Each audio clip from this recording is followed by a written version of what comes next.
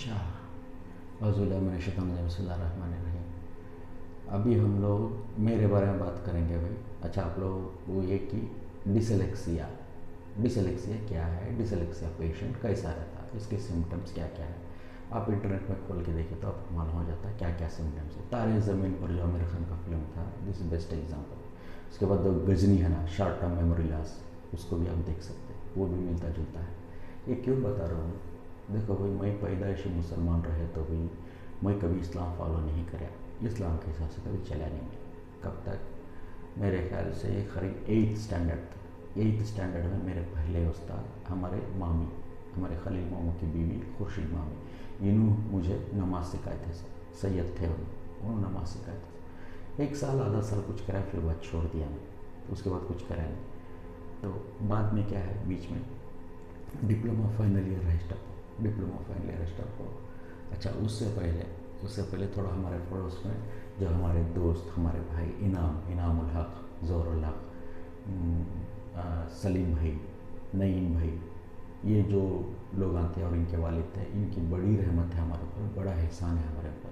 इन लोगों से बहुत कुछ सीखे हम लोग। अच्छा, ये हो गया। इसके साथ क्या हो गया, जब 97-98 में हॉस्पिटल के शांति नगर एरिया में जब मैं कहीं पानी भर रहा था घर का, तो एक उस्ताद आए। कौन थे उनका नाम था, बम्बई के रहने वाले थे ना, तबलीग जमाती थे ना, निसार अहमद।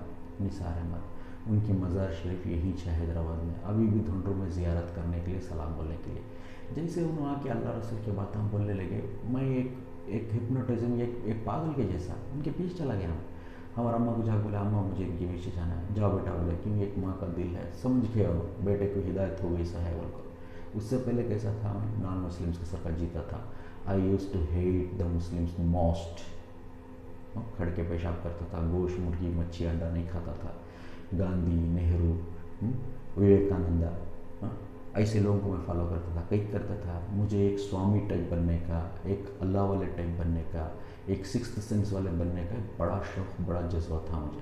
एक उसके बाद क्या हुआ, ये जो निसार अहमद है, इनके पीछे 3 दिन जमात में गया। 3 दिन जाने के बाद वापस आया तो पूरा बदल गया मैं, पूरा बदल गया।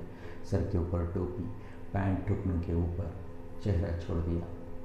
आके मेरे दोस्त इनाम भागते भागते आए, अरे लियाकत क्या हो गया, क्या हो? एक ही बात बोला, नहीं इनाम, दुनिया लेके गया था भाई, आखिरत लेके आया। बोला कितनी बड़ी बात, उतनी छोटी उम्र।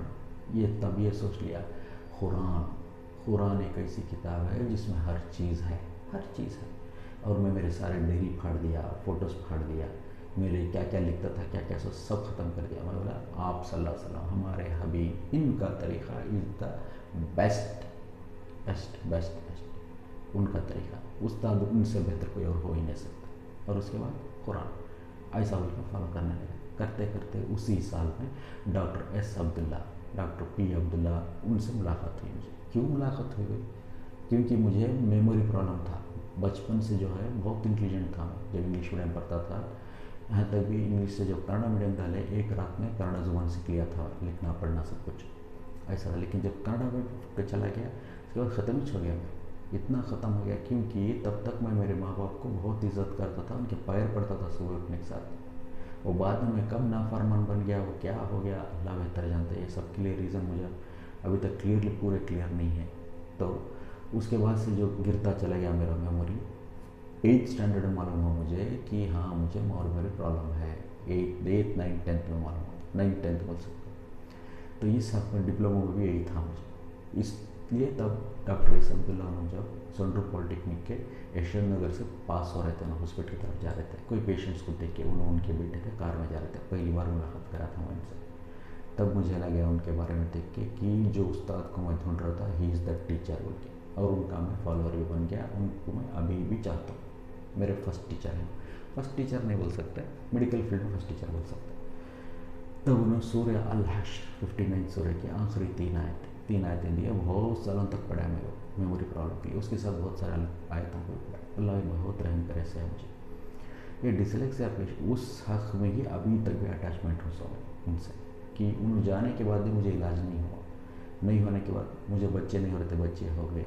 बीवी सिज़ोफ्रेनिक पेशेंट थी, उससे अच्छा हो गया। मेरे रिश्तेदार, मेरे दोस्तों, सबको हर किस्म का फ़ायदा हो गया। लेकिन मुझे हुआ नहीं। अभी 3-4 साल पहले तक भी नहीं हुआ, अभी बहुत करेक्शन हो गए शहर में, लेकिन अभी भी थोड़ा बाकी है। ये डिसलेक्सिया बोलते हैं इस बीमारी। क्या बीमारी है भाई? इसे पढ़ने लिखने की बीमारी बोलते हैं। जो करे सो चीज़ दोहरा दोहरा को करे तो फिर भूल जाता है, याद नहीं रहता, रोज़मर्रा के काम याद नहीं रहते। इसमें सिम्टम्स बहुत सारे हैं, जैसे कि कोई बॉल फेंके कितने स्पीड में, कई सारा किस डायरेक्शन में जज नहीं कर सकते। कार गियर चलाते हैं, गए गियर्स, एक्सीलेटर, ब्रेक, क्लच, दोनों मिरर, साइड मिरर, सेंटर का मिरर, पीछे का मिरर, बात करना, मोबाइल यूज़ करना, ये सब पैरेलल एक्टिविटीज़ जो है ना करना इनको मुश्किल रहता है। आप लोग ना देखे रहेंगे अपने बच्चों में पढ़ाई लिखने का, ये रिमोट एक्टिविटीज़ बोलते हैं सर। आप डिसलेक्सिया टाइप करके देखो, उसके सिम्टम्स मिलते हैं, उसके असरात भी मिलते हैं, लेकिन इलाज नहीं मिलता, इलाज नहीं मिलता, इलाज नहीं मिलता। मेरी शिफा हुई सर, मेरी फटती थी। एग्जाम्पल देखो मेरे साथ जो जिंदा में काम करे 12 साढ़े 12 साल, किसी एक शख्स से भी आप बुलवा दो कि मैं कभी कहीं सेमिनार दिया था क्या, स्टेज के ऊपर खड़े के कुछ बोला था क्या, नहीं बोल सकता। इसे स्टेज फियर बोलते हैं, जो कि पहले नहीं था मुझे, 8 तक नहीं था, उसके बाद आ गया मुझे। जैसे इस्लाम फॉलो करने लगा ये आ गया। ख़त्म कब हुआ? अभी 2017-18। अभी देखो मैं कितने बातें करता हूँ, कितने बयान देता हूँ, क्या क्या करता हूँ। दुनिया में कोई है जिससे मैं डरता हूँ या जिसके सामने मेरा मुंह नहीं खुलता?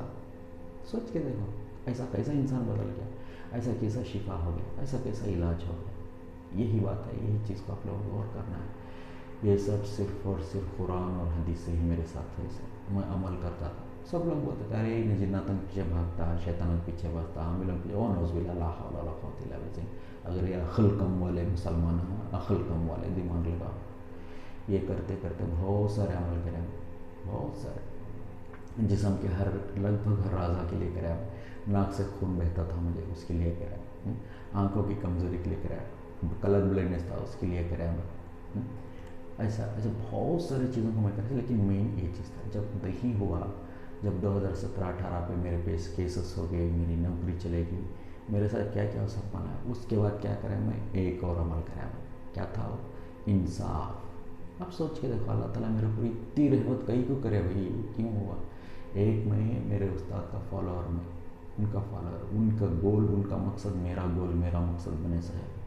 इसके साथ साथ मैं क्या करता था, इंसाफ के हक़ में करा। कैसा करें?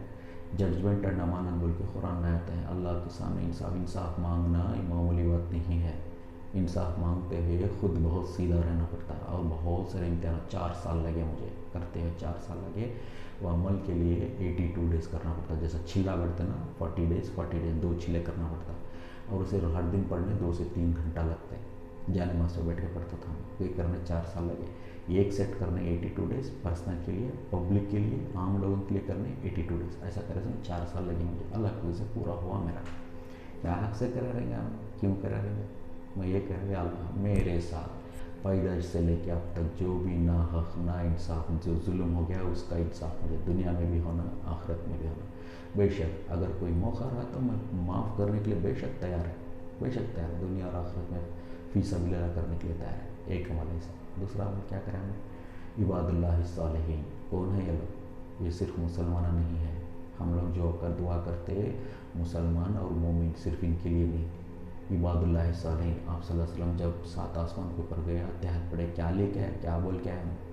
अस्सलामु अलैना व अला इबादिल्लाह सालिहीन बोले, यानी अच्छे लोग। उसमें कोई भी हो सकते हैं, क्रिश्चियन हो सकते हैं, हिंदू हो सकते हैं, मुसलमान कोई भी हो सकते हैं, जो अच्छा चाहते, अच्छा बोलते, अच्छा तहजीब तमीज़ से रहते, अच्छा चाहते, ये लोग भी होते हैं उसमें। इसमें हाँ, शिर्क एक नहीं रहना, शर्त है शिर्क नहीं रहना। ये बात क्या समझते हैं भाई आप लोग?